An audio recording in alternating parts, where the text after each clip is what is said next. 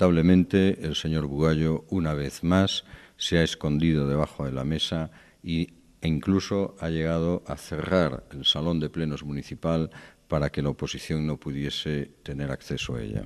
Hace unos meses yo fui injusta y gratuitamente expulsado de un pleno cuando quise intervenir por una cuestión de orden.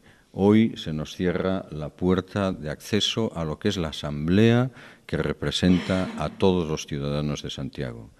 El señor Bugallo está retratado como un político que, tras una sonrisa falsa, esconde una actitud permanentemente dictatorial y altiva con relación a lo que son el ejercicio de derechos fundamentales que en este momento están siendo pisoteados.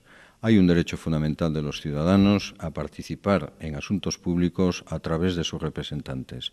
Este derecho lo está pisoteando hoy el señor Bugallo de una manera gratuita y sin justificación, simplemente porque está puesto al lado de un partido, la UPG, que en este momento le tiene atado como le ha tenido atado durante toda la legislatura.